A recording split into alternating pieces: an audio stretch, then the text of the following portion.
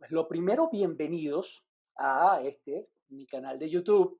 Y hoy he querido hacer algo diferente. Si bien es cierto que en mi canal de YouTube yo suelo especializarme en tutoriales, tecnología y videojuegos, me ha salido una oportunidad maravillosa, que es conversar con un grupo de médicos de la Universidad del Zulia, quienes vieron la necesidad de informar sobre lo que estamos viviendo en el planeta entero, ante la situación de la pandemia del coronavirus del COVID-19. Y han escrito un libro titulado Todo lo que debemos saber sobre el COVID-19. Este grupo de médicos, lo más admirable, es no solamente que han escrito y editado el libro, sino que lo han puesto gratis en Internet para que todos podamos leerlo completamente gratis. De hecho, en la descripción de este video, aquí abajo, hay un enlace para que ustedes se lo descarguen en el formato que deseen. Lo pueden descargar en PDF, en EPUB o en punto móvil para Kindle. Y por supuesto, para que le hagamos difusión. Hoy tengo el placer de hacer una videollamada a través de Zoom con este grupo multidisciplinario de médicos. Y digo que es multidisciplinario porque hay de todo. O sea, hay un coloproctólogo, pediatra, psiquiatra, cardiólogo, psicólogo, ginecobstetra, oncología, epidemiólogos, internista y oftalmólogo. O sea, el libro tiene un compendio de todos los puntos que se deben y se pueden abordar sobre esta enfermedad y las informaciones que pueden ayudarnos a sobrellevar mucho mejor esto, que si bien se trata de una enfermedad que no conocemos del todo y de la que todos los días sale nueva información, lo cierto es que hay ciertas cosas que debemos saber y muchas leyendas urbanas y mucha información falsa que debemos desmitificar. A eso, con eso vamos a conversar y vamos a contestar una serie de preguntas, como por ejemplo, que si una embarazada puede transmitir la enfermedad al bebé, cuál es el riesgo para las personas que sufren de cáncer, etcétera. Todas estas preguntas van a ser contestadas en esta tertulia. Lo primero que quiero es darles la bienvenida a ustedes, doctores. Gracias por el espacio y por la conversación. Y pues vamos a empezar. El doctor Peter Pape es uno de los principales editores de, de este libro y a él quiero dirigir mis primeras preguntas. Y yo creo que lo más importante es precisamente preguntar, doctor, ¿qué es lo más importante? Me explico.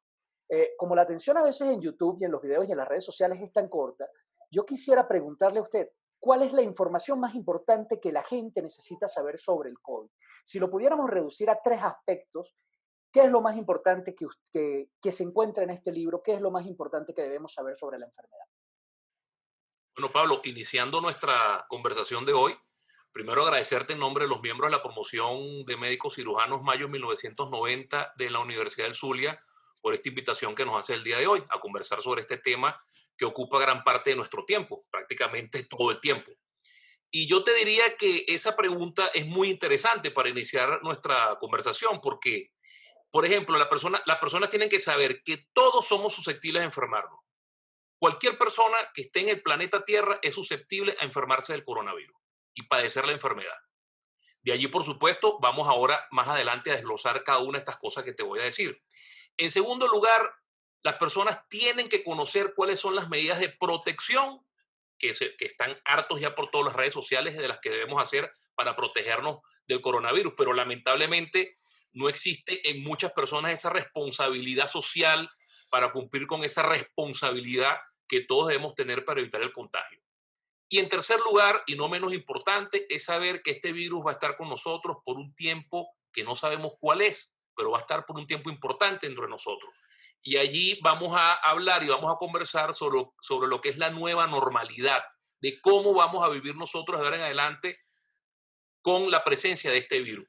Y el tema de la nueva normalidad, quizás hace 2, 3 meses era una cuestión, hoy en día es otra nueva normalidad y van a ir evolucionando en el tiempo esas nuevas normalidades dependiendo de lo que vayamos conociendo sobre el virus. Creo que esos son tres puntos importantes que todo el mundo debe conocer y debe manejar. Sí, porque hay quien dice que la enfermedad no todo el mundo se contagia. El presidente Trump en Estados Unidos estaba diciendo la locura de que los niños son inmunes. Eso es así, es. No existe, no existe una aseveración de tal naturaleza. Todas las personas son susceptibles a contagiarse. Por supuesto, Hay grupos que tienen menos posibilidad de contagio que otros. Por ahí está el grupo de los pediátricos. Sí es cierto que tienen menos posibilidad de contagio, pero todos son susceptibles a contaminarse. Ok. Antes de continuar, yo ya creo, y ya aclarando esos primeros tres puntos, pues a mí me gustaría hablar un poquito sobre el origen del libro, doctor Pape. ¿De dónde sale la idea? ¿Cómo se les ocurre a ustedes hacer esto? ¿Cómo se organizan? Y sobre todo, ¿por qué se hace? Bueno, somos un grupo que tenemos un grupo de WhatsApp. Estamos completamente conectados las 24 horas del día. Y cuando comenzamos a ver el inicio de la pandemia y la afectación que se estaba produciendo en el estado Zulia, donde tenemos familiares, amigos, colegas, en fin, la mayoría de los que formamos parte de este grupo viven en el estado Zulia, pues comenzamos a intercambiar estas opiniones en el WhatsApp y veíamos con alarma lo que se estaba presentando en el estado. Y de ahí comenzaron algunas ideas, surgir algunas ideas de cómo deberíamos nosotros organizarnos en nuestras casas para proteger básicamente a nuestros familiares y a nosotros mismos. Y de ahí poquito a poco fue naciendo la idea de que esto tendríamos que enviarlo a la población, que estas ideas no se quedaran solamente a nivel de consumo interno de nuestra promoción, sino que deberíamos también enviarlo a la población general, que obviamente es la más susceptible. Y entonces el doctor José Santeliz, que lamentablemente no está con nosotros acá, que es el otro editor y es un motorcito en estas cosas, pues bueno, nos dio la idea de que por qué todas esas cosas que estábamos escribiendo en el chat no las plasmáramos en un libro. Y ahí nació la idea. Ahí nació la idea. Entonces comenzamos a seleccionar los temas que nos parecían más importantes, los temas en donde las personas nos tienen más dudas, porque cuando tú vas al automercado, cuando estás en la clínica y uno está vestido de médico, inmediatamente la gente te aborda. Entonces tú no te puedes imaginar la cantidad de preguntas que le hacen a uno. Entonces, Entonces ya teníamos un las, background. las preguntas de este libro salieron de la gente. Muchas preguntas son las mismas preguntas que nos hacen en el consultorio, por llamadas telefónicas, tus familiares a cada rato te están mandando mensajes, qué significa esto, qué debo hacer, cómo me debo comportar, en fin, una serie de situaciones que es la cotidianidad de la gente. Y nosotros simplemente, a título de preguntas, porque el libro simplemente estamos contestando preguntas que se hace la gente y ahí están sus respuestas. Y lo fuimos armando de esa manera y bueno, hasta que salió este fruto excelente que es lo que todo lo que debemos saber sobre el COVID-19. Ese es el Ex- origen. Excelente. Eh, hay mucho que no se sabe todavía de la enfermedad, sobre esta enfermedad, doctor. Y mi pregunta, y la dejo abierta, me la puede contestar usted o cualquiera de los doctores invitados. eh, mm, a nosotros como periodistas todos los días estamos aprendiendo cosas nuevas. Y de repente hoy se dice una cosa que ayer se creía que era correcta, hoy se sabe que es incorrecta sobre la enfermedad. Mi pregunta es, ¿existe la posibilidad de que este libro pierda vigencia? ¿Cómo saber que la información que ustedes dan en el libro no va a caducar dentro de un tiempo? Bueno, te quiero informar lo siguiente. La mayoría de las cosas que están escritas en ese libro son cosas que no se van a modificar, que no van a cambiar. Comportamientos, la parte de lo que es el virus como tal, el comportamiento de las personas en su consultorio, las medidas que las personas deben hacer para cumplir precisamente el punto 2 que te dije de las medidas de control de las personas para evitar la enfermedad, pero sí hay ciertamente cosas que sí se van a modificar y se van a actualizar. Tratamientos, cuando por ejemplo salga la vacuna, que es algo muy esperado por nosotros, tendremos que escribir algo sobre la vacuna. Medicinas que anteriormente o medicamentos que anteriormente estaban completamente descartados, hoy en día pueden tener alguna relevancia y sobre esas cosas se está escribiendo, pero nosotros estamos todo el tiempo revisando esto. Y ya la próxima semana tenemos una reunión, los editores y los autores, para buscar la manera de cómo hacer quizás una segunda edición del libro para plasmar estas actualizaciones. Es decir, no vamos a dejar este libro solito, abandonadito allí. Esto lo vamos a estar revisando de manera constante y permanente y actualización que salga, el equipo de trabajo va a estar pendiente. De hecho, ya lo estamos haciendo y lo vamos a plasmar nuevamente en un libro que también será para el alcance de todas las personas. O sea, Internet es muy vasto y si bien es cierto que yo aquí en la descripción de este video, si lo están viendo en YouTube, hay un link para descargarlo. Lo cierto es que este video alguien lo puede descargar y compartirlo a sus familiares. Y mi pregunta entonces es por eso que tiene validez. ¿En dónde más se puede conseguir este libro? ¿En qué portales Bueno, web? ¿De qué manera lo puede tenemos, adquirir la gente? hay muchos buscadores donde tenemos el libro colocado. Tengo mi chuletica aquí, la voy a leer. Tenemos Adelante. en Smashword, en Apple, en Kobo, en Script, en Barnes Nobles, y ahorita estamos tratando de publicarlo en Amazon. Estamos viendo la manera de cómo hacerlo para que sea igualmente gratuito. Pero en este momento, en esos lo que llamamos los ebooks, lo podemos buscar y ahí lo van a conseguir. Cuando el libro se actualice, ¿se va a actualizar en la misma edición o sabes si será un próximo libro? No, debería ser un próximo libro porque eso lo estuvimos averiguando y lamentablemente la actualización no le va a llegar a la persona que bajó el libro, pero ya buscaremos la manera de informarles a todos de esa actualización para que lo estén buscando. De hecho, lo estamos haciendo ahora para que la gente que hoy, que escuche esta entrevista, tenga el deseo y sienta que este libro le puede ser de utilidad, sepa que en cuanto haga ya una actualización, pues bueno, se la vamos a hacer, se lo vamos a comunicar para que esté atento y pendiente. Y probablemente podamos hacer otra entrevista u otro video. Seguramente. Está bien, excelente. Bueno, no sé si hay algo que quieras añadir sobre el proceso general y sobre el libro en general, o pasamos de una a algunas preguntas específicas sobre la enfermedad. Podemos pasar a preguntar cosas específicas de la enfermedad y mis colegas aquí presentes están dispuestos a contribuir a las respuestas a las preguntas que tú les hagas, pues. Vale, yo tengo algunas preguntas preparadas por acá, de las que precisamente se recogen en el libro y que son las más comunes. Una de ellas es, ¿cuáles son los riesgos de una mujer embarazada para contraer COVID? ¿Quién de tus colegas me respondería esta pregunta para activar el micrófono? Bueno, esta pregunta la pudiese contestar Evelyn, la doctora Faneite o la doctora María Eugenia, que está más o menos ligada con la parte obstétrica, que es, porque ella es pediatra, perdón, porque el doctor Dionel Flores, que es el obstetra, lamentablemente me acaba de escribir que está sin luz y sin internet. Bueno, cosas No pudo estar con nosotros. que Pero pasan creo en que la Evelyn nos puede dar una buena visión sobre lo que es el riesgo de contagio en las mujeres embarazadas. Vamos a darle la palabra entonces a la doctora Evelyn. Doctora Evelyn, ¿nos puedes contestar esta pregunta? ¿Cuáles son los riesgos de una mujer embarazada de contraer COVID? Sí, bueno, buenas tardes a todos, ¿no? Mis compañeros, y a ti, pues, por darnos esta oportunidad para conversar esta tarde con todos sobre este proyecto que ya es una realidad y que va dirigido al público en general, en un lenguaje sencillísimo, ¿no? Tratando de despejar tantas dudas. Bueno, mira, el riesgo es igual para todos, igual de alto. Y indudablemente que la mujer embarazada implica en ella, por el hecho de su condición, un riesgo mucho más alto de mortalidad. Inclusive la afectación fetal está todavía en estudio y por ello son pacientes que tienen tendencia a terminar en una unidad de cuidados intensivos precisamente por su condición. Para ellas su comorbilidad principal es el embarazo. Ese es su riesgo máximo.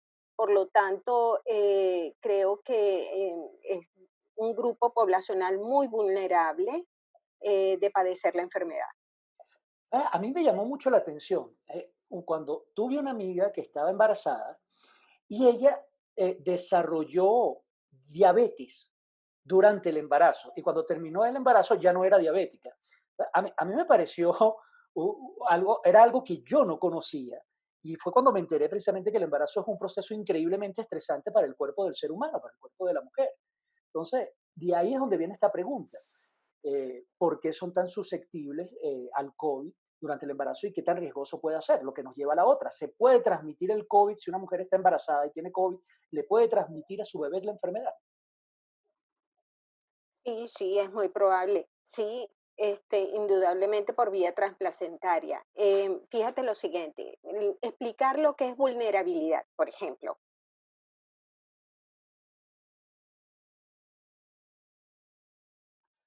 Doctora Evelyn, Entre, ya. dígame, No, no, por un ya, momento ajá, te perdí ¿quiénes el audio. son? Puedes continuar. Sí, no. ¿Quiénes son más susceptibles? Todos aquellos que tienen comorbilidad, hipertensos, diabéticos, cardiópatas, inmunosuprimidos, pacientes con VIH y las embarazadas, porque precisamente ellas tienen esa labilidad para poder, para ellas se constituye el embarazo, que es algo tan normal, en un proceso que puede conllevarla a padecer con mucho más riesgo la enfermedad. Ahora bien, ellas pueden generar hipertensión arterial del embarazo, preeclampsia, eclampsia, la diabetes gestacional, o sea, todo eso durante ese proceso. El tratamiento en ellas es ciertamente cuesta arriba. Fíjense que todos los pacientes con COVID, los que manejamos pacientes COVID, vemos que cada uno es un universo distinto del otro. No todos hacen la misma sintomatología, no todos derivan hacia la gravedad, unos sí, otros no. La terapéutica o el tratamiento para un paciente con COVID es ciertamente complicado y en la embarazada lo es aún más poderla manejar. Por ejemplo, el uso de esteroides en ellas es ciertamente muy, muy difícil el manejo. Eh, o sea, es ciertamente complicado el manejo de una mujer embarazada con COVID. Gracias, doctora No Evelyn. sé si alguno de, no sé si alguno de mis compañeros quiere agregar algo más. María. Ya Bueno, estoy yo por creo aquí. que Ya estoy por acá, por cierto. aquí está el doctor Dionel Flores, Ajá, que es el bienvenido, psicotetra doctor. del grupo. O sea, llegó en el momento preciso. Sin luz, pero estamos acá. Aquí Escucha, estamos, Pablo. bienvenido, doctor, bienvenido. Qué alegría tenerlo por acá. ¿Escuchaste la pregunta? No, un placer, un placer. ¿Me escuchaste la pregunta que acaba de contestar la doctora Evelyn? Le estábamos preguntando sobre el riesgo en las mujeres embarazadas y sobre la posibilidad de transmisión a sus hijos. Tú que eres ginecostetra, Sí. ¿tienes algo que añadir sobre esta pregunta?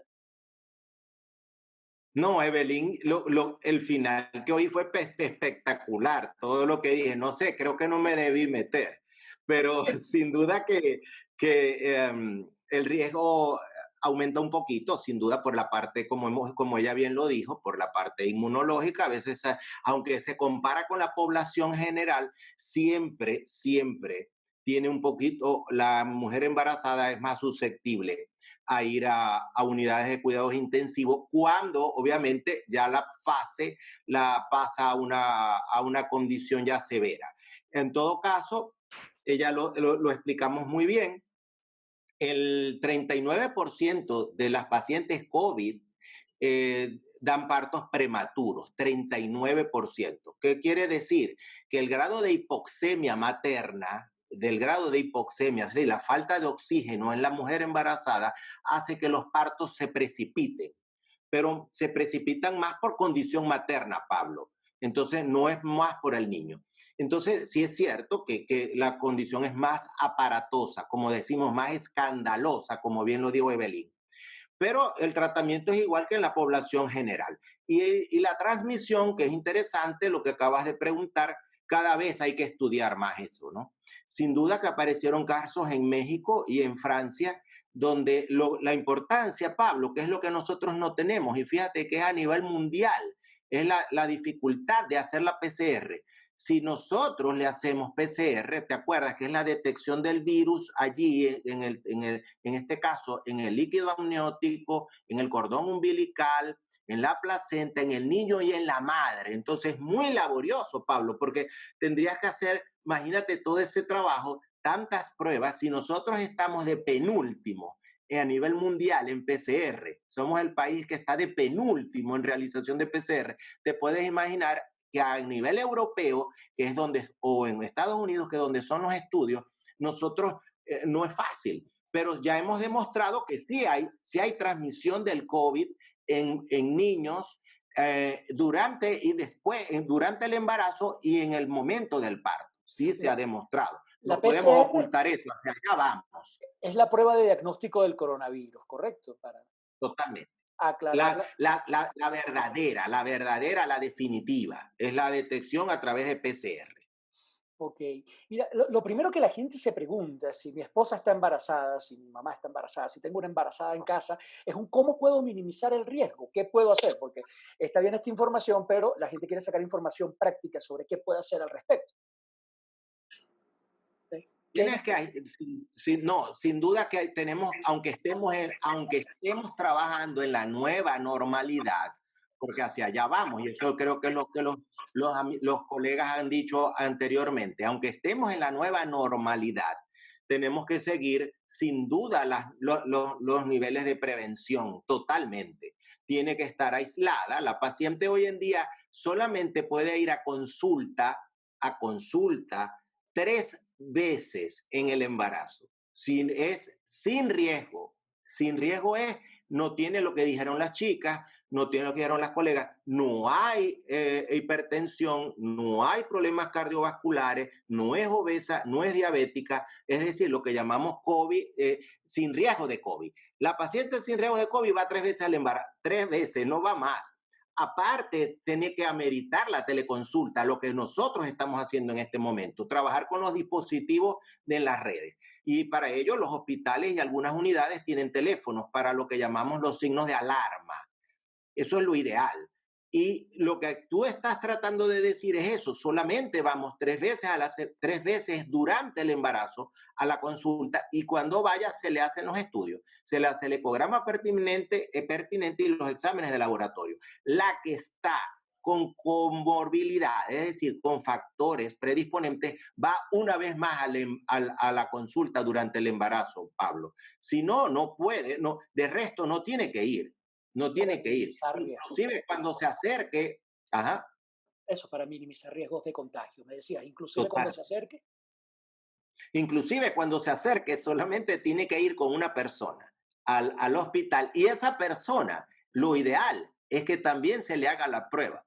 La prueba, te repito, lo ideal puede ser una prueba rápida, por supuesto, pero lo ideal es siempre hacerle una PCR a todo paciente que se vaya a acercar a una institución pública o privada, hospitalaria o centro de salud donde va a ser atendida. De hecho, los niños deben salir una vez de allá con una detección de PCR también.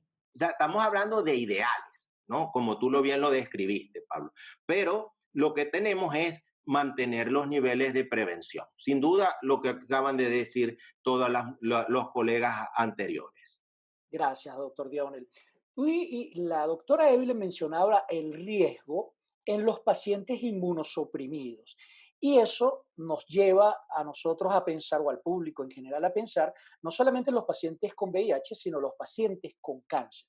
Es por esto que quiero darle la palabra al doctor Felipe Saldivia, quien es oncólogo y participó también en el libro, para preguntarle, ¿los pacientes con cáncer pueden ser más susceptibles a enfermar del COVID-19?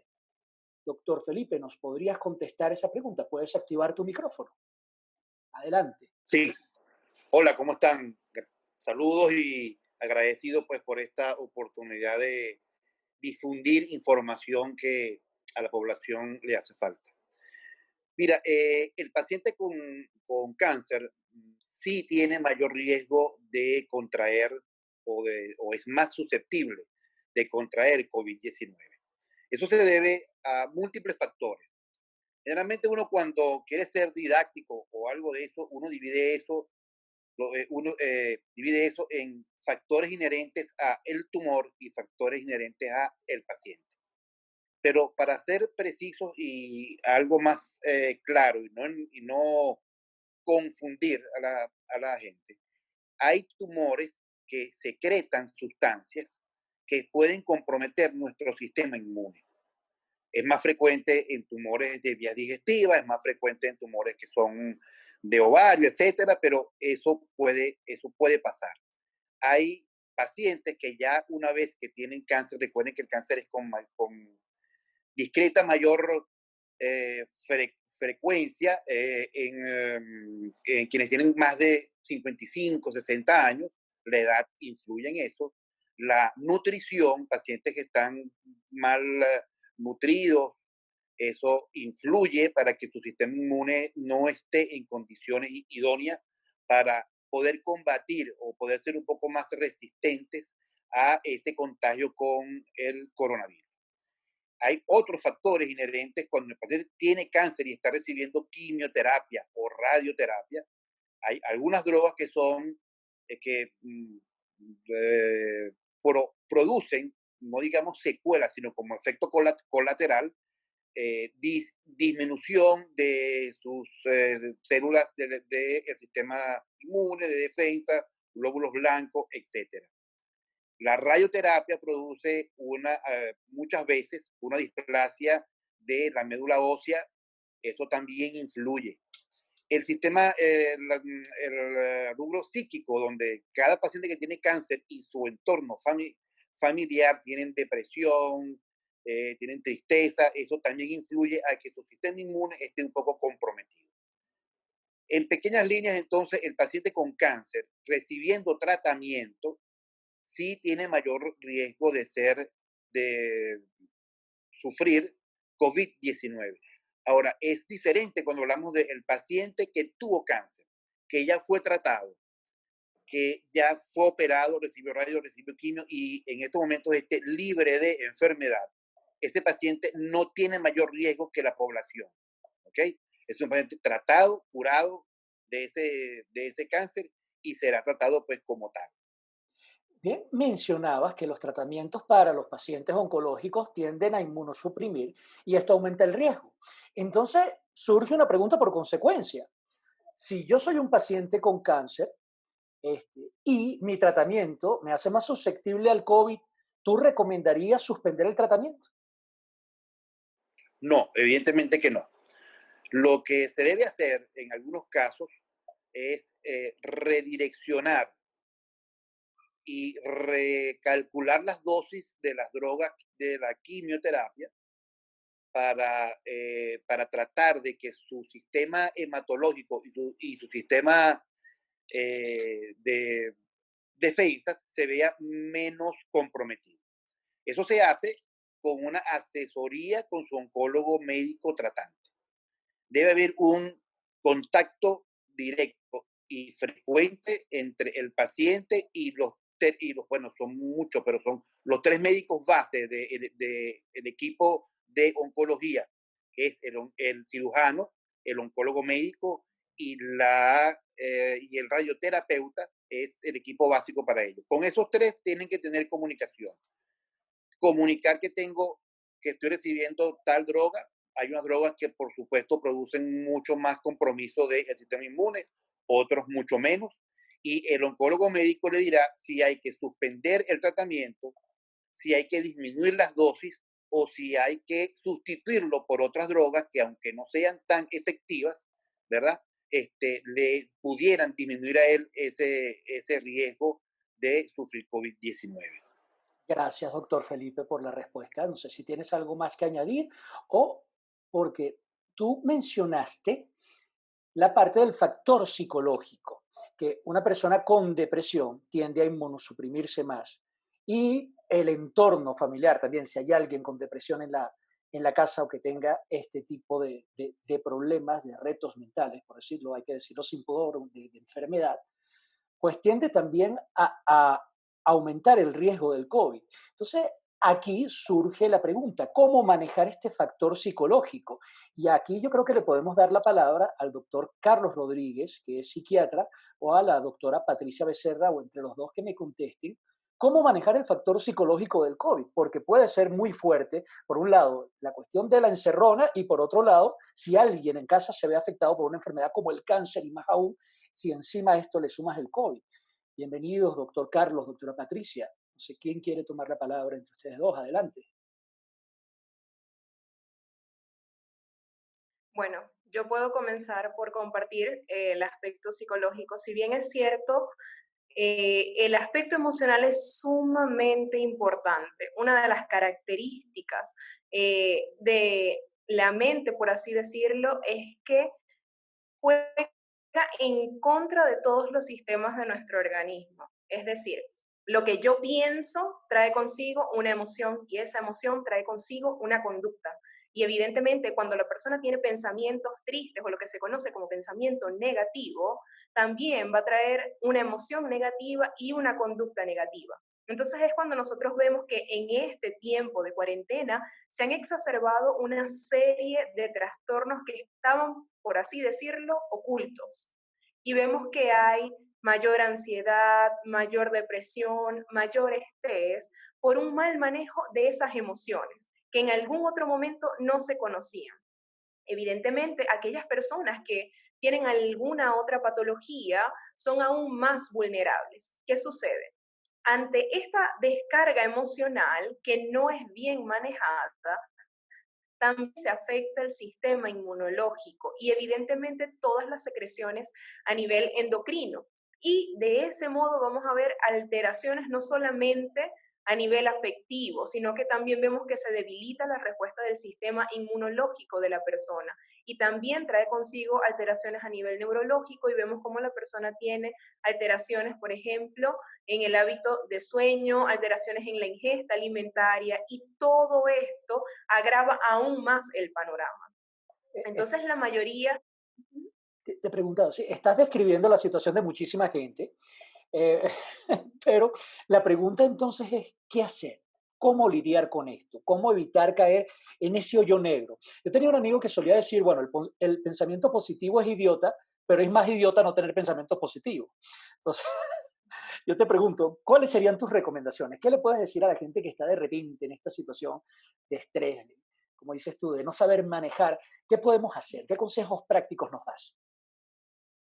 Lo primero es la exposición a la información. En la medida en la que nosotros estamos expuestos a mayor cantidad de información que nos preocupa, no vamos a poder apagar ese pensamiento negativo o catastrófico que estamos viviendo. Entonces es importante cuidar a qué exposición estoy siendo expuesto. Es diferente, por ejemplo, una persona que no esté en el área de la salud, como podemos estar todo el equipo de médicos y colegas que estamos acá, ¿no? Pero aquella persona que puede estar aislada es importante que establezca un horario, yo siempre les digo, de higiene mental, ¿no? Establece el tiempo en el que te vas a separar de todo eso que te preocupa. También es importante entender que no soy yo la única persona que está sintiendo esto. Hay otras personas que también lo están sintiendo. Entonces, sentirme en la libertad de poder compartir eso que siento y eso que me preocupa. Porque una de las características de nosotros como seres humanos es que solemos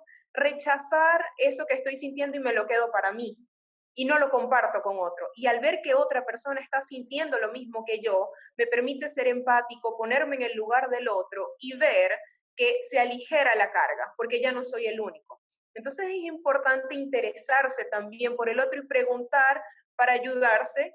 Y lo tercero también es establecer una rutina. No sabemos cuándo se va a acabar esta cuarentena. Entonces es importante, por higiene mental, establecer rutinas de actividades, estudio, inclusive actividad física, compartir o tener un tiempo de llamadas con los amigos, cosas que de algún modo te ayuden a aumentar y mejorar ese ánimo, ¿ok?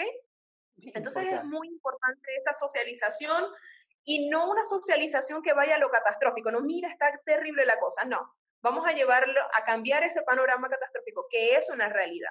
Pero yo siempre le digo a mis pacientes, aquello que yo no puedo controlar, tengo que soltarlo. Yo no puedo cambiar el hecho de que haya una pandemia, no puedo cambiar el tiempo de la cuarentena, pero sí puedo cambiar mi actitud ante lo que está pasando. Me parece muy útil lo que nos dice, doctora Patricia. Me recuerda a un hábito que yo tomé hace muchos años cuando alguien me dijo que el peor momento para ver noticias era antes de dormir, porque tu cerebro tiende a pensar en eso toda la noche. Entonces, yo siempre antes de acostarme a dormir procuro algo que me alegre. Generalmente busco un capítulo de Los Simpsons o algo así, porque me encanta esa serie y me hace reír.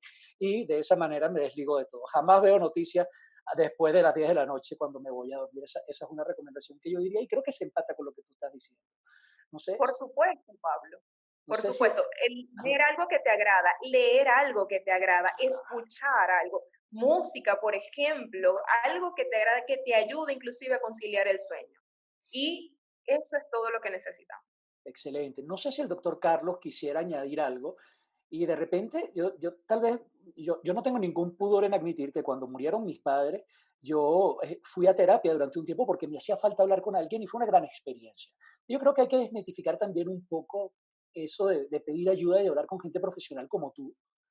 No sé, doctor Carlos, si estás ahí, si quisieras añadir algo sobre cómo manejar el aspecto psicológico que el coronavirus está ejerciendo sobre nosotros. Puedes activar tu micrófono, que no te escuchamos. Ahí te vemos que tienes un fondo por ahí. Ya, adelante. Ajá. Ahora sí, gracias, doctora Patricia. Ya te escuchamos, doctor Carlos. ¿Qué opinas de lo que estamos conversando? ¿Qué más tienes tú que añadir? Y que nos saludas desde la estratosfera, ya te vemos ahí. Ok, sí. Bueno, en cuanto al aspecto psicológico, o sea, que esta pandemia está generando una gran repercusión, sobre todo en porque ha alterado nuestra cotidianidad.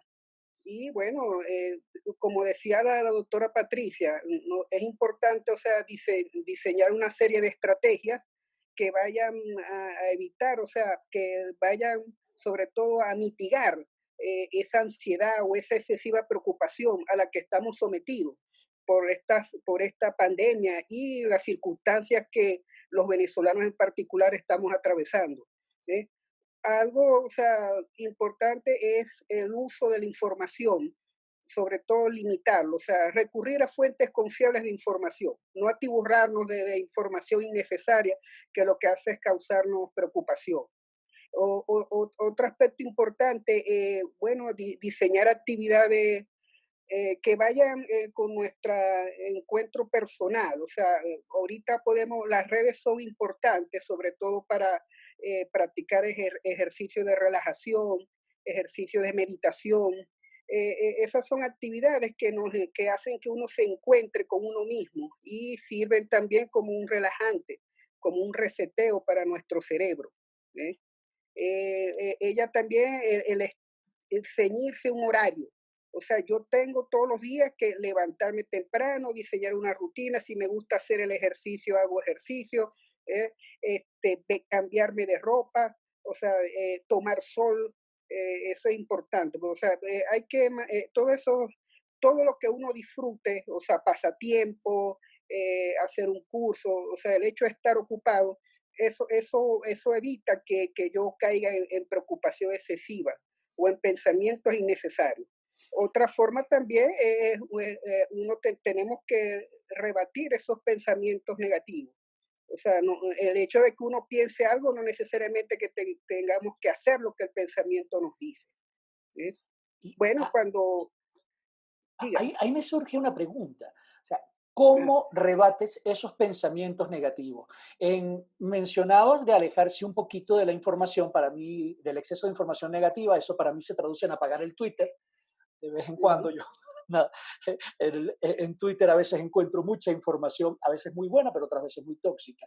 Pero cuando empiezas a abrumarte con pensamientos negativos, ¿cómo los puedes desviar? ¿Cómo puedes mover eso? ¿Qué bueno, el mismo hecho de dedicarme en ese momento desempeñar una actividad, lo que uno llama el aquí y el ahora. O sea, si yo en este momento voy a dedicarme a leer un libro y me concentro en eso, o me gusta cocinar, voy a cocinar, o sea, o voy a hacer ejercicio. O sea, ya esas actividades ya de por sí te distraen y hace que el pensamiento que te está generando preocupación pierde fuerza. Hasta el punto de que logras mitigarlo y logras controlarlo.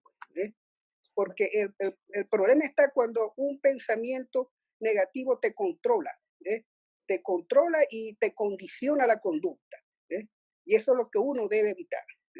Cuando ese sufrimiento se prolonga, bueno, ya tenemos que recurrir a otras medidas, o sea, tenemos que recurrir a terapia, a tratamiento médico si lo amerita el paciente. Porque también, o sea, están los recursos, otros recursos que para ya solventar ese tipo de situación cuando se hace insostenible. Gracias, doctor Carlos. Tal vez una última pregunta para terminar este punto mental. ¿Cómo saber en qué momento necesito ayuda profesional?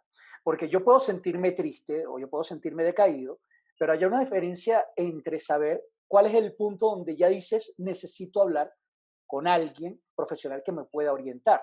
¿Cómo saber que llegaste a ese punto?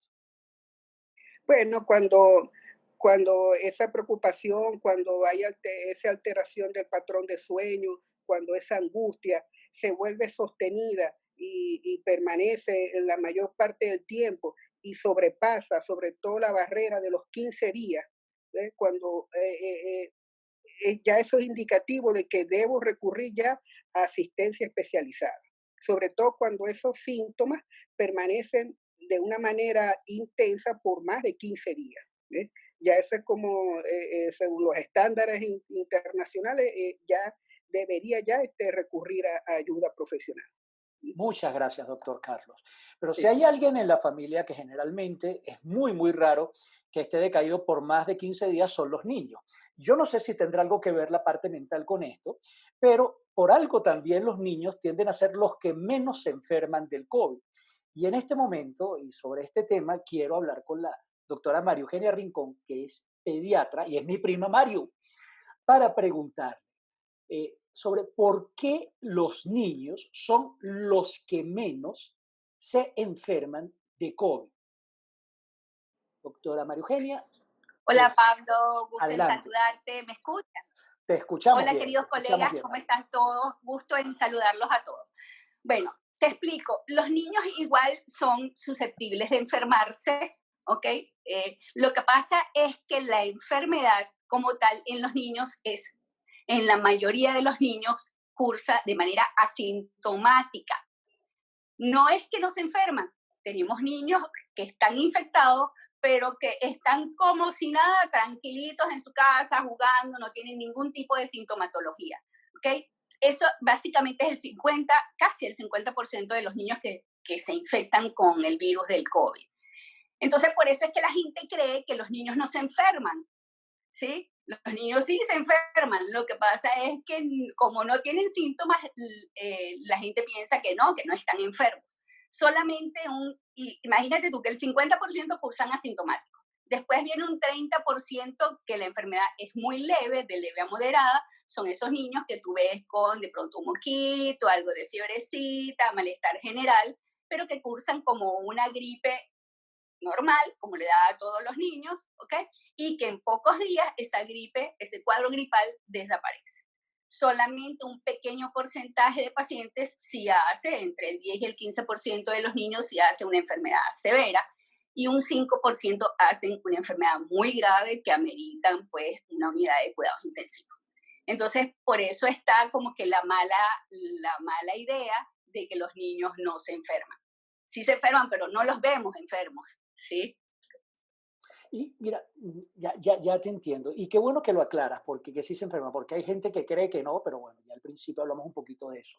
Otra pregunta que me imagino que más de una persona te habrá hecho, doctora, es, ¿puede un recién nacido ser amamantado por su madre si su madre tiene COVID? Qué pregunta tan específica, y me imagino Sí, que... claro que sí. Sí. Claro que sí. No hay ninguna indicación para omitir la lactancia materna. Sin embargo, si la madre, porque esté en una enfermedad grave, ¿sí?, que la madre no pueda amamantarlo, bueno, esa sería la única contraindicación para amamantar, porque la madre esté gravemente enferma. No hay evidencia científica de que el virus esté en la leche, de que el virus se encuentre en la leche materna. Entonces, indudablemente, todos los bebés recién nacidos y los lactantes pueden recibir lactancia materna sin ningún tipo de problema. ¿Qué pasa? Como la transmisión de la enfermedad es a través de las gotitas de saliva, es muy importante que la mamá se proteja, porque puede transmitir la enfermedad al bebé, pero a través de las gotitas de saliva, ¿sí? Más no a través de la leche. Entonces es muy importante los cuidados de la madre en cuanto al lavado de las manos, el uso de mascarilla, de protección de la cara, ¿ok? Porque esa es la manera como puede contaminar a su bebé. Entonces, mientras la mamá esté amamantando, es importante guardar esa protección. Al hablar de leche materna, estamos hablando también de nutrición, ¿no? Y la leche materna trae, me imagino, anticuerpos, fortalece el sistema inmune de los niños, eso se sabe. Sí, claro. Y lo que nos lleva a la pregunta, quienes somos adultos y no tenemos la leche materna para aumentar nuestro sistema inmune, nos hace preguntarnos cuál es la importancia de la nutrición en el COVID. Y la nutricionista del grupo, una vez más, es la doctora Patricia, ¿correcto? Doctora Patricia, ¿qué nos puedes comentar sobre esto? Hay quienes hablan maravillas de dietas como la dieta alcalina para aumentar el sistema inmune. ¿Qué nos puedes decir esto? ¿Cuál es la importancia de la nutrición? ¿Cómo debemos alimentarnos en esta pandemia? Bueno, evidentemente la nutrición juega un rol fundamental porque así como, por ejemplo, un vehículo necesita gasolina para poder andar, del mismo modo el cuerpo humano necesita los alimentos, que son la principal fuente de energía. Y una de las características, por ejemplo, acá en Venezuela del patrón alimentario es que solemos tener una dieta de tipo occidental.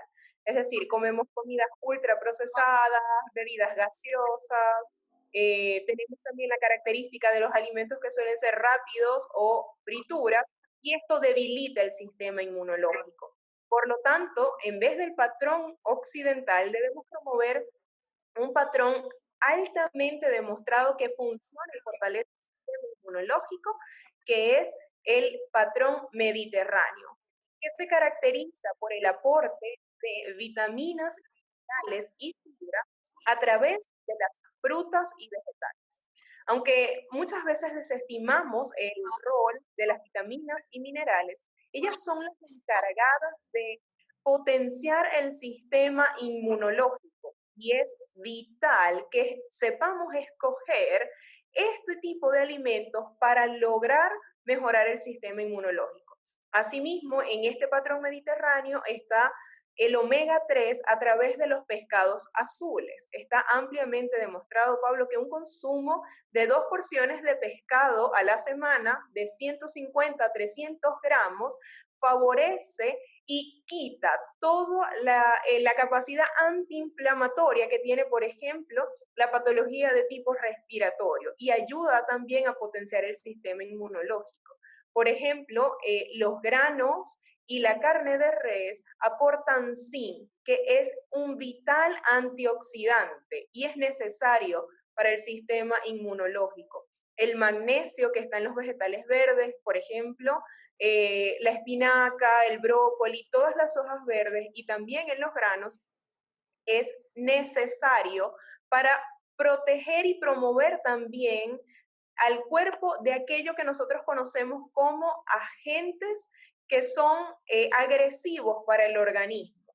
Y por último, también tenemos el selenio, que protege especialmente el sistema nervioso central a través de las selenoproteínas, que también va a aumentar la actividad del sistema inmunológico. Entonces, la nutrición juega un rol fundamental. Si la persona escoge mal los alimentos, entonces esto lo hace más vulnerable a padecer del coronavirus, porque una de las características de esta patología es que aquellas personas que tienen malnutrición, bien sea por déficit, es decir, aquellos que están desnutridos, o malnutrición por exceso, es decir, aquellas personas que tienen sobrepeso y obesidad, tienen una característica inflamatoria que los hace más vulnerables a padecer la enfermedad. Entonces, el estado nutricional es elemental para prevenir el contagio de esta patología. Me recordaste, doctora Patricia, lo que me decía mi abuelita: cómase sus vegetales y sus granos. Aquí en mi casa nunca faltan las lentejas. Eso, además son divinas. Claro, con su toquecito de chorizo cuando se puede y demás, y a veces así totalmente vegetariana, pero hay que ver que en serio, mira, desde que empezó la pandemia, en mi casa somos de los que estamos comiendo más sano que nunca. Hay otra pregunta, que es que en Internet hay gente que está vendiendo, o hay quienes están promocionando medicamentos para curar el COVID. Y bueno, me imagino esto es gente irresponsable, o en realidad es cierto, hay cosas, sobre todo en Venezuela, las tías abuelas empiezan con eso, que si el té de malojillo, que si el té de menta, que si no sé qué, que si la mata de acetaminofén, y no entramos en detalles políticos. Pero la pregunta es, ¿este tipo de medicamentos, estas leyendas urbanas, o esto que dice la gente, el refranero popular, para curar el COVID, esto es cierto? ¿Algo de esto funciona? ¿Algo de esto puede ser dañino? No sé si el doctor Peter me puede indicar cuál de tus colegas nos puede contestar esta pregunta, el doctor Carlos Guevara, que es internista y que ya asignó la conversación. ¿A quién le damos esta pregunta, doctor Peter? Aquí está ya presente la doctora María Eugenia Villegas, que es médico internista y nos puede orientar sobre eso, y también está el doctor Carlos Guevara, que además internista es cardiólogo, pero vamos a darle ¿cómo se llama? Primero las damas, entonces que hable primero María Eugenia. Adelante, doctora María Eugenia. Hola Pablo, hola a todos.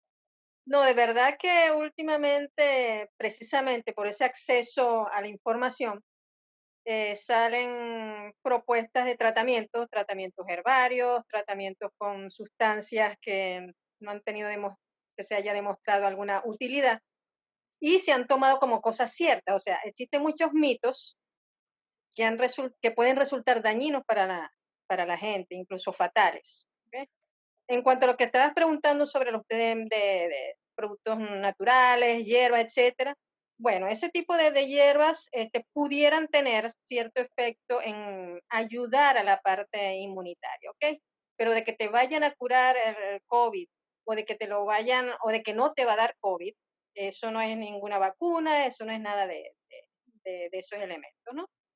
Lo importante para la prevención, por supuesto, aparte de las medidas generales, la buena alimentación es importantísimo, ¿no? Y la otra parte es buscar información adecuada, ¿okay? La gente se mete en las redes y a primera vista buscan la cura mágica, la cura milagrosa. Eso es dado también por la situación que está pasando la población, la escasez de recursos, la disponibilidad de atención médica, bueno, que es difícil en Venezuela y en países de América Latina también, ¿no? Entonces la gente siempre busca la cura milagrosa y que pueda accesar a ella. Y bueno, cae en manos de charlatanes también, de gente que no tiene ninguna experticia científica y eso también dificulta un poco de que la gente pueda atender o pueda resolver su problema de salud, ¿no? Muchas personas pueden tener síntomas, no tienen información y comienzan a tomar esta serie de sustancias, brebajes, comienzan a tomarse sustancias químicas, como en aquel momento en que se interpretó que el cloro era excelente para tomarlo o colocarlo, o debería colocarse endovenosa, que mencionó cierto político importante a nivel mundial. Y mucha gente hizo caso a eso, o sea, gente que se tomó cloro, gente que tomó desinfectantes, y lo que hicieron fue daños fatales para el organismo. Entonces, una información responsable es parte, y eso es lo importante de la parte de este chat, en que podamos compartir toda esa serie de mitos, toda esa serie de cosas que involucran pues la salud de las personas. Correcto, sí, por eso estamos haciendo este video. Lo que tú mencionabas de que la gente busca una cura milagrosa, siempre digo que el siglo XXI es la sociedad del nanosegundo. Estamos acostumbrados a que todo es rápido. Una llamada es inmediata, tú aprietas un teléfono y descargas un libro, etc. ¿no? Y hay que darse cuenta que el cuerpo humano no es así. No sé si tenemos al doctor Carlos Guevara con nosotros, que es internista, si quieres añadir algo a este punto. Doctor Carlos, bueno, ¿me escuchas? Adelante, eso. Sí, te escucho. Algo le pasó a mi cámara que no me veo, pero bueno, ahí estoy, seguro. Te escuchamos. Chévere, gracias. Entrando un poco tarde porque se fue la luz por esta zona, pero en verdad, tú sabes que yo que tuve la suerte de hacer la revisión farmacológica del tratamiento del COVID, de verdad hay algunas cosas que son todavía lagunas científicas, vamos a decirlo así, ¿no? Para no caer en el campo coloquial de los abuelos o de la vecina, ¿no? Y cosas así por el estilo, ¿no? Que hay mucho de ello, ¿no? De verdad, la única medicación que yo he visto que pueda tener progreso en este tratamiento, que está fuera de las guías, vamos a decir así, de las guías de implementación del tratamiento del COVID a nivel mundial, vendría siendo el uso de la ivermectina, que es un medicamento, no sé si habían hablado ya ustedes antes de yo entrar aquí, de este medicamento, de la ivermectina. No lo hemos mencionado todavía. Y la ivermectina puede, desde el punto de vista del efecto farmacológico que pueda tener la ivermectina sobre el virus, tiene sentido, ¿ves? Es decir, puede hacer algo importantísimo, que es la inhibición de la replicación viral en la primera fase de la enfermedad. Todavía no se ha implementado como guía internacional, pero hay países en Latinoamérica como Brasil, Ecuador, Perú, Bolivia y parte también en Venezuela. En Venezuela se está usando la ivermectina. Yo la estoy indicando en algunos colegas, pacientes que hemos tenido con COVID en su fase inicial, porque esperando que los resultados con el tiempo indiquen si es buena la ivermectina o no para inhibir la replicación viral, indudablemente que no podemos perder el tiempo, ¿no? Científicamente, in vitro se ha demostrado que el uso de este medicamento sí inhibe la replicación viral, pero necesitaríamos simplemente que sea publicado como aceptación. Tengo dos estudios muy interesantes, uno publicado en Argentina y otro publicado en los países árabes, donde se está usando la ivermectina y se ha hecho el reporte, que es importantísimo, donde se ha demostrado, sobre todo en uso profiláctico. Entiéndase, el uso profiláctico es aquella persona que está a riesgo de contraer la enfermedad, como el personal médico, o aquellas personas que están en contacto con pacientes con COVID, como por ejemplo la familia que vive alrededor de un paciente con COVID.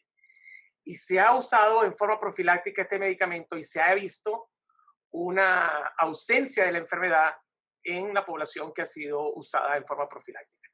Ahora, cuando yo te estoy diciendo esto, simplemente son breves reportes en breve cantidad. Estaríamos esperando tal vez para el año que viene los grandes reportes que se deben estar esperando de Brasil, porque en Brasil se está usando en una gran cantidad de la población.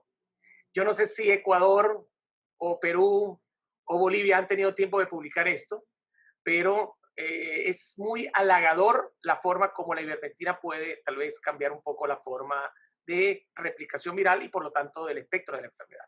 Es lo único que les puedo comentar a ustedes fuera de las guías tradicionales de la medicación que se está aceptando.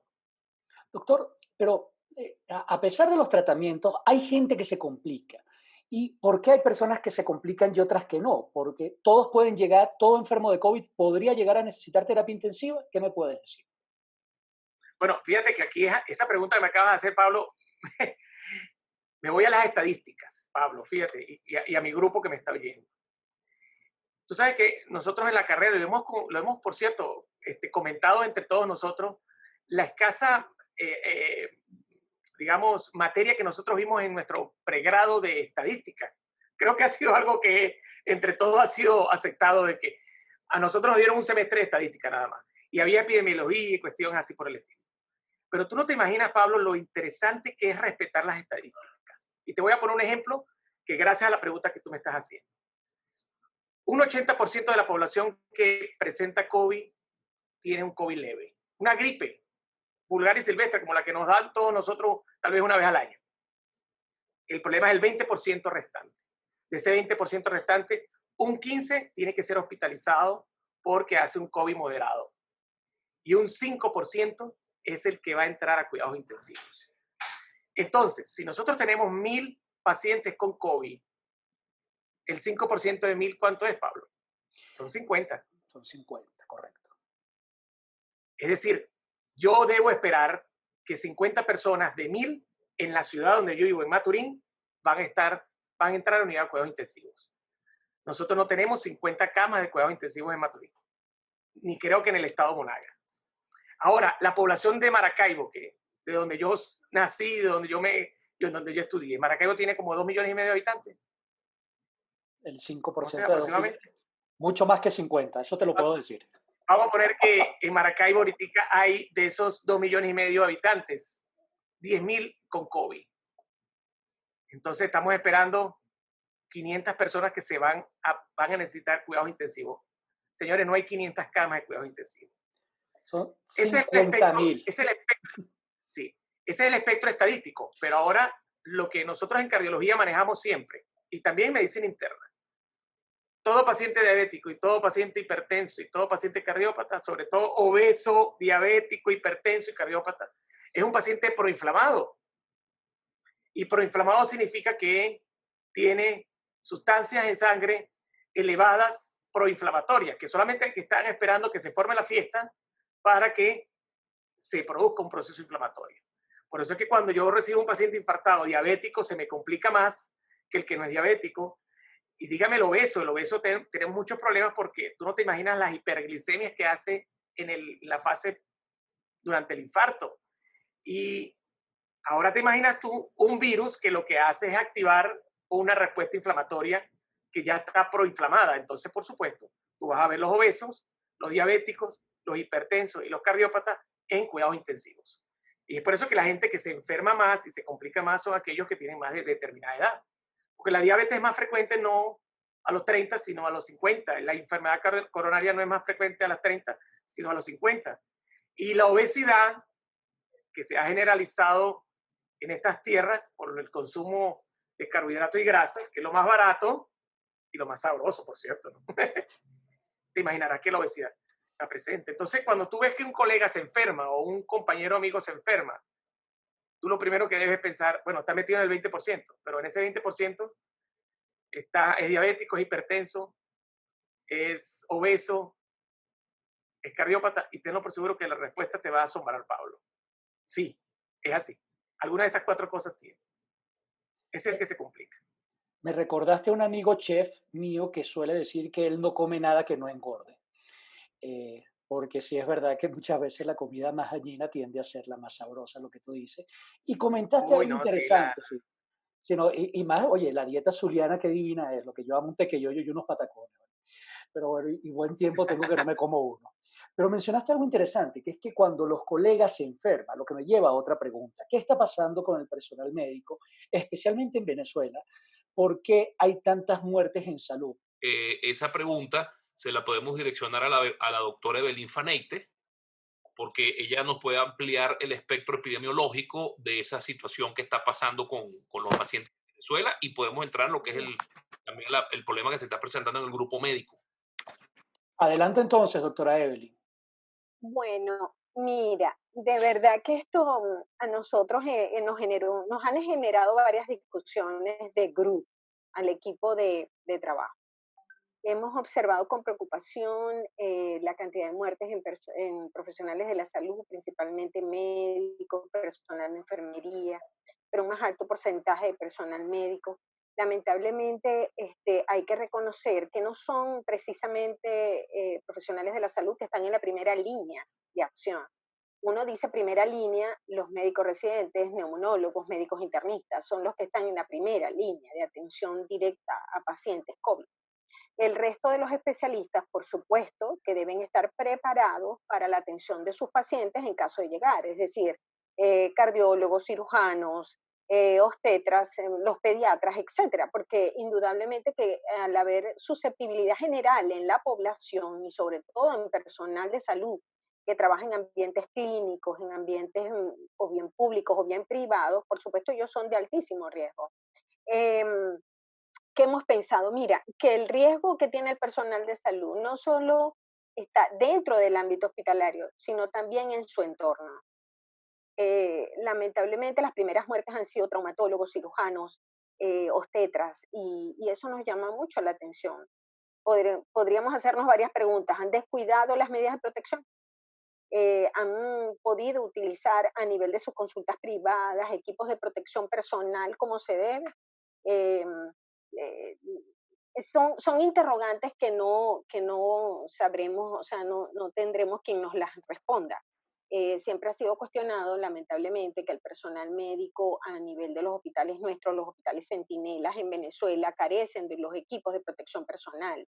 Escasamente están llegando por colaboraciones externas o algunos que los adquieren de manera personal, o sea, compran los face shield, las mascarillas, las N95, las bragas, pero también hay un protocolo para utilizar estos equipos. O sea, en áreas COVID el médico debe revestirse, indudablemente. Áreas COVID son los aislamientos, UCI y el área de emergencia de atención de pacientes COVID. Allí los médicos tienen que usar equipos especiales, o sea, equipos de protección personal.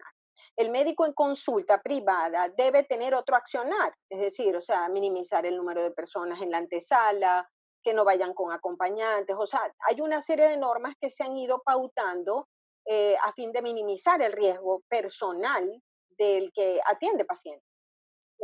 Lamentablemente, y por supuesto, o sea, indudablemente hemos visto que muchos de ellos mayores de 60 años, o sea, son personas profesionales de la salud ya conocidos, reconocidos, todavía en pleno ejercicio de sus funciones laborales, gente muy valiosa, de verdad, la que hemos perdido en Venezuela, gente pediatras muy valiosos, cirujanos muy valiosos, personas que todavía tenían mucho que dar al país, pero que lamentablemente en algún momento se vieron expuestos y por supuesto de estar en ambientes hospitalarios, la carga viral también es muy importante aquí. Mientras mayor exposición a carga viral, mayor es el riesgo del personal de salud a presentar la enfermedad. Gracias, doctora Evelyn. Hoy estamos a 12 de septiembre y como decía al principio de esta tertulia, todos los días sale información nueva sobre la enfermedad. Mi pregunta es abierta a quien me la quiera responder. ¿Qué hay de nuevo en el tratamiento de la enfermedad? Ya para ir marcando poco a poco, pues ya casi el final de esta conversación. No sé, doctor Peter, si tú quieres comentar sobre esto o si alguno de los colegas están por acá. Creo que perdimos al doctor Peter por el momento. Creo que sí. Doctora Evelyn, aprovechando que tú dijiste ahí, ¿me puedes ayudar? ¿Qué sabes tú? ¿Qué es lo último que hay sobre el tratamiento de la enfermedad? Bueno, en realidad es muy poco, ¿no? Ya el doctor mencionó la ivermectina, está utilizándose recientemente la atorvastatina también, que es un hipolipemiante, como parte del tratamiento, control de pacientes ya moderados a graves. Em, pero en sí no hay nada nuevo. Estamos esperando la vacuna. Ah, bueno, los retrovirales como el Remdesivir, por supuesto, que se utiliza única y exclusivamente pacientes graves y severos que están ya en unidades de cuidados intensivos, el interferón que sigue utilizándose, por lo menos aquí en Venezuela existe una protocolización, si se quiere, distinta, ¿no? Yo soy epidemiólogo clínico, y hay cosas que me cuestiono, por ejemplo, el uso de la hidroxicloroquina, por ejemplo, no me parece, son medicamentos que deben estar bajo farmacovigilancia, es decir, cuando uno utiliza todos estos medicamentos nuevos en una patología nueva para el hombre, por ejemplo, la ivermectina es un antiparasitario, por ejemplo, la hidroxicloroquina es un antimalárico, esos son medicamentos que se han probado in vitro el efecto sobre el virus y que se ha obtenido una respuesta pero in vitro. O sea, lamentablemente las muestras, el muestreo poblacional del efecto del medicamento en humanos es muy poco. O sea, no podemos decir un porcentaje de personas que han, por ejemplo, mejorado con la hidroxicloroquina o que hayan mejorado con la ivermectina. Sí lo estamos empezando a ver los que ejercemos medicina clínica y trabajamos con pacientes COVID, el efecto del medicamento y cómo da chance al sistema inmunológico a responder. Porque, ¿qué es lo que sucede aquí? Y qué es lo que tratamos de explicar en el libro a las personas. ¿Cómo es que se produce esta enfermedad? ¿Cómo es que pasa por varias etapas? Hay 3 etapas grandes. La primera es la fase leve a moderada, luego el paciente suele entrar en la fase pulmonar, luego de la fase pulmonar viene la hiperinflamatoria y la de tormenta de citoquinas. O sea, son fases que van desde el manejo intradomiciliario del paciente en casa, que lo podemos manejar con tratamiento sintomático, sin mayores inconvenientes.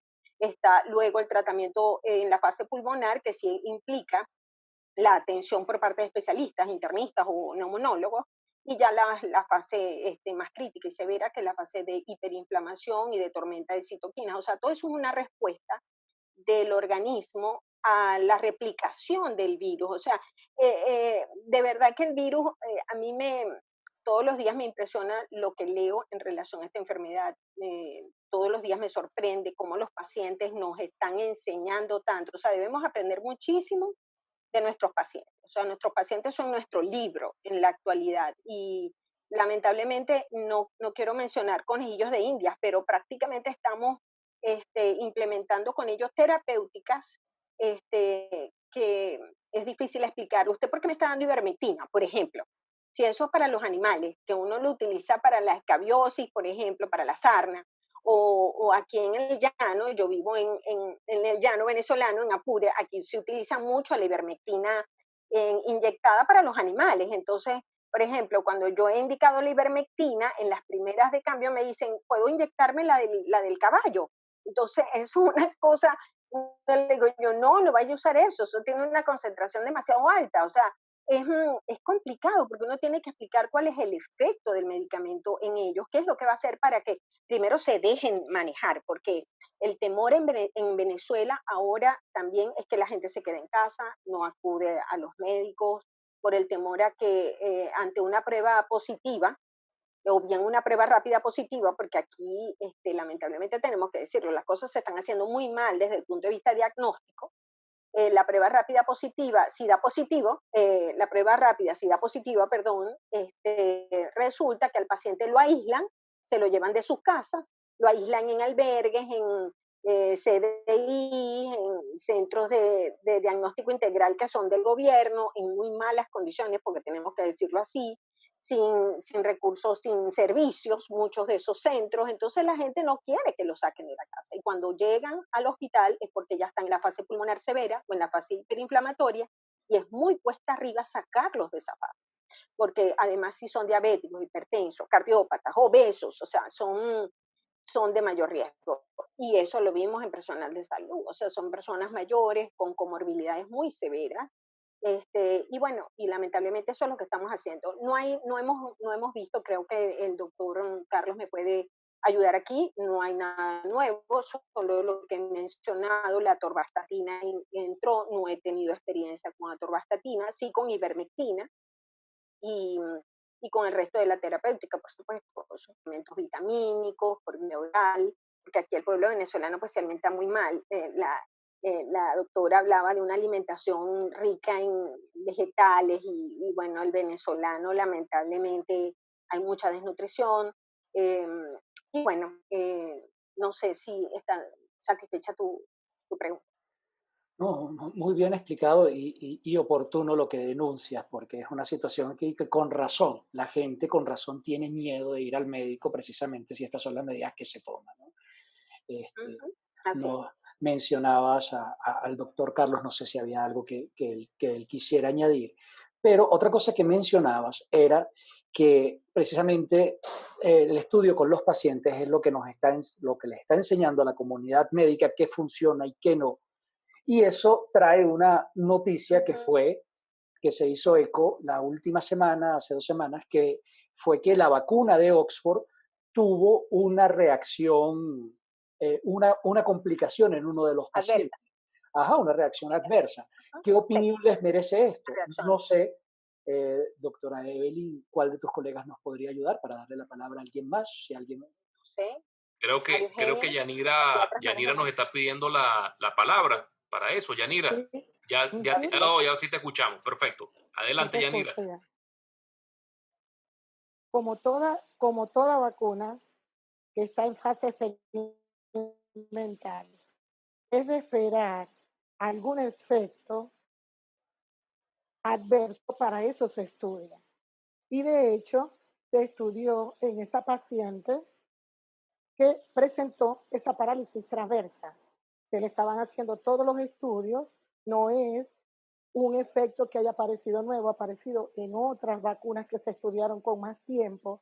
Aquí el factor tiempo, velocidad, para tratar de desarrollar una vacuna lo más rápido posible, es lo que ha llevado a que se presenten con más rapidez estos efectos adversos. De hecho, ya AstraZeneca ya volvió a retomar el estudio de la vacuna. Ya demostró lo que sucedió con la paciente y ya nuevamente están continuando con el estudio. El problema realmente se nos va a seguir presentando porque es la velocidad con la que tratan de que la vacuna salga. Ya sabemos nosotros por experiencia que una vacuna tarda 3, 4, 5 años en estudiarse, prepararse y salir al mercado. Y estamos hablando que por función de lo complejo y contagioso de esta pandemia, están tratando de sacar la vacuna lo más rápido posible. Otra cosa que quería agregar, en el caso de las personas en general, no solamente el personal de salud, sino todos, las medidas de higiene no solamente es que son importantes, es que son esenciales. Y no es solamente la utilización del equipo de protección personal, es saber colocárselo y retirárselo.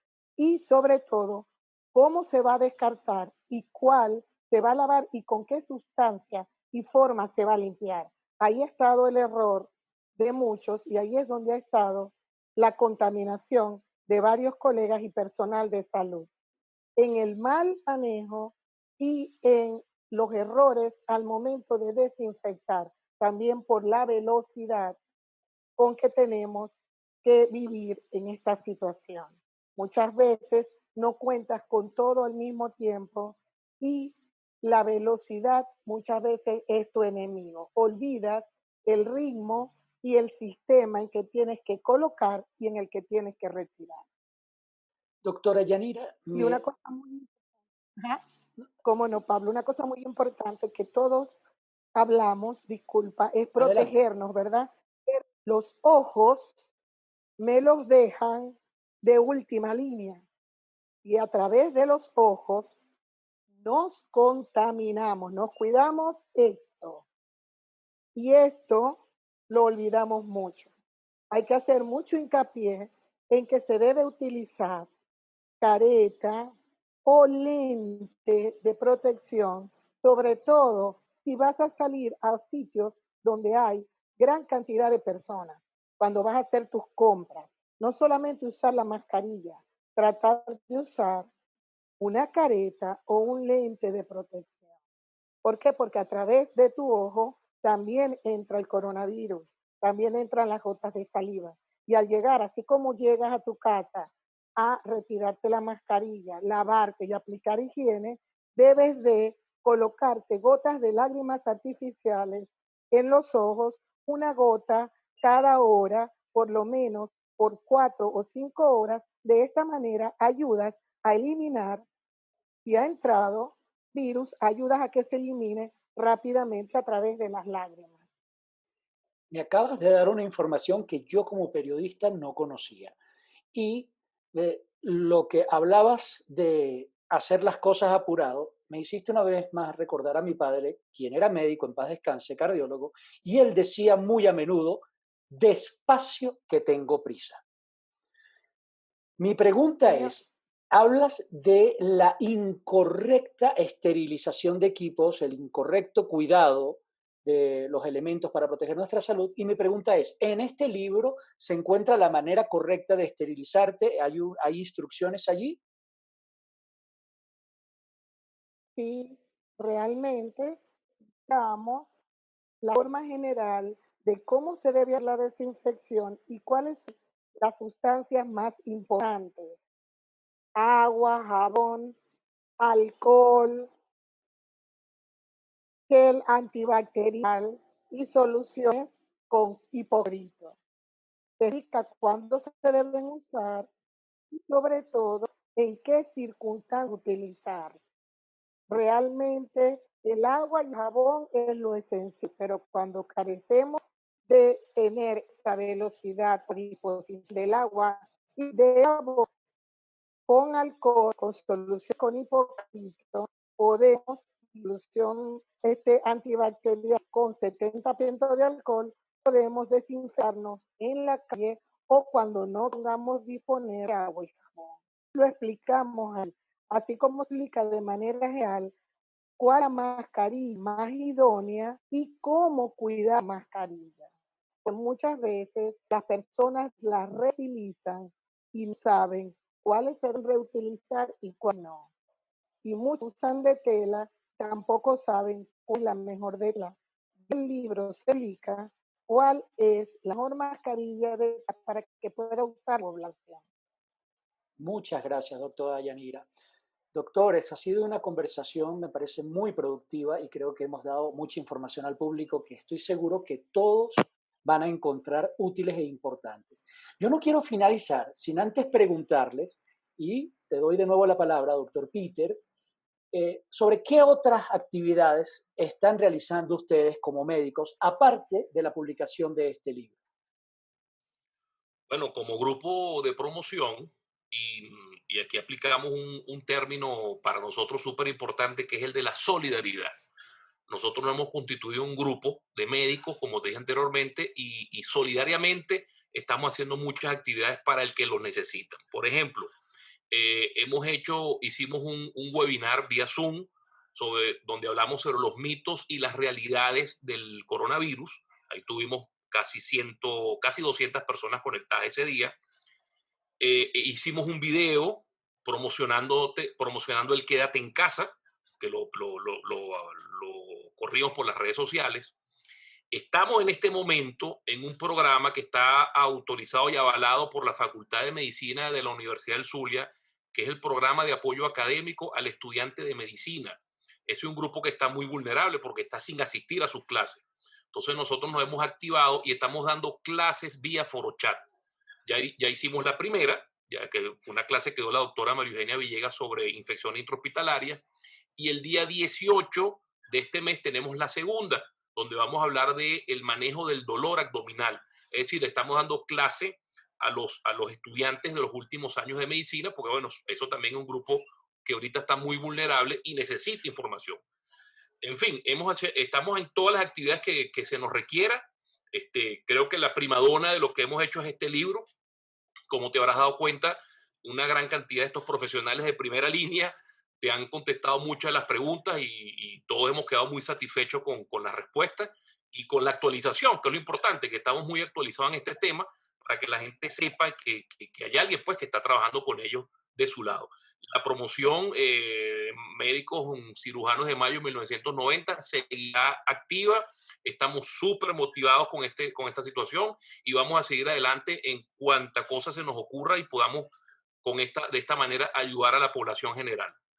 Una última pregunta y ya para cerrar, si alguien desea contactarlos, ¿hay algún correo electrónico o alguna manera de escribirles? Porque a lo mejor un colega de este video desea entrevistarlos. Entonces. Dionel, tienes tú más fresco lo de las redes porque lo diste ahorita en una entrevista. Si quieres informar cuáles son las redes que tenemos, por favor. Con mucho gusto. Seguro que sí. Recuerdo, nosotros iniciamos con el, sin duda, estoy ubicado, con esto, y hace un ratito, casualidad que tengo, gracias Pablo de nuevo por esta oportunidad que nos das. Hoy en día hemos hecho eso a través de ustedes, los periodistas. Tenemos 4 periodistas y los muchachos saben que esta semana, si Dios quiere, nos van a ayudar a continuar esta difusión. Que sin duda que es la única manera, porque esto se llama Educando en Salud, Pablo. Y no hay otra, no hay de otra. Sin ustedes y ahorita bajo las condiciones que nos está brindando la pandemia y en este trabajo en la nueva normalidad, que es lo que queremos, no lo hubiésemos hecho. Sin ustedes es muy complejo. Hoy te voy a ser sincero. ¿Por qué no? Porque hay la confianza con María Eugenia Rincón.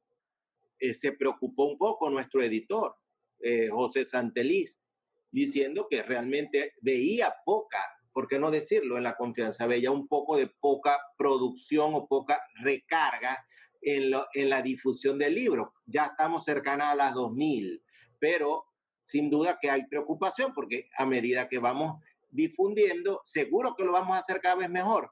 Pero ¿qué quiere decir? Que hace falta más, cada vez más difusión en los medios. Y te agradezco porque tu condición ha sido súper extra valiosa. Fíjate a dónde tú has podido llegar con nosotros. Para nosotros mí es un honor, doctor Dionel. Gracias. Gracias, Pablo, gracias. Nosotros estamos por Facebook en Médicos Luz Mayo 1990. Tenemos en el Instagram doctores, en minúscula, doctores Mayo piso 1990. Estamos en Twitter, @zmayo90. O sea, tenemos, y la página de nosotros, por supuesto, de la promoción, ¿no? Pero te decía que a medida que nosotros podamos por ustedes como herramientas o aliados en comunicación, en promoción de salud y en prevención, es la única manera que de verdad podemos llegar a esta colectividad que tanto lo necesita. Gracias, doctor Dionel. Pues no me queda más que despedirnos y con este mensaje final, a quien haya visto este video, lo haya disfrutado y sobre todo haya conseguido información valiosa e importante que la hemos dado, o mejor dicho, quienes a bien tuvieron el honor de ser mis invitados el día de hoy en mi humilde canal de YouTube, dieron información importante y valiosa, por favor compartan. O sea, el algoritmo de YouTube no permite que los videos del COVID entren en los buscadores. Entonces, si ustedes buscan COVID-19, entrevista a doctores de la Universidad del Zulia, no llegan a este video. Este video solamente se puede propagar de boca a boca. compartiendo entre nuestros amigos, entre nuestros familiares, en nuestras redes sociales. Porque YouTube ha tomado, y en general casi todas las redes sociales, Instagram también, que cuando alguien escribe COVID-19, los lleva directamente a información de organizaciones internacionales pesadas, como la Organización Mundial de la Salud, etc. Pero este tipo de cosas que hacemos nosotros de manera muy local y con personas muy focalizadas, no entran en los buscadores. Así que, si ustedes que han visto el video hasta este final y nos han acompañado durante esta tertulia, contamos con ustedes para que por favor se hagan eco de esta conversación, se hagan eco de esta información y lo más importante, descarguen el libro, se lo pasen a sus familiares, es información valiosa, es información importante, es información oportuna y lo más para mí llamativo es gratuita. O sea, aquí no hay nadie lucrándose. Esto es una labor de ética, de profesionalismo, hecha por grandes profesionales venezolanos que viven día a día lo que es enfrentarse a esta enfermedad. Y para mí ha sido un verdadero honor tenerlos a todos ustedes como entrevistados. Para quienes nos ven en sus casas, yo les pido un aplauso, que por favor escúchenlo en este momento.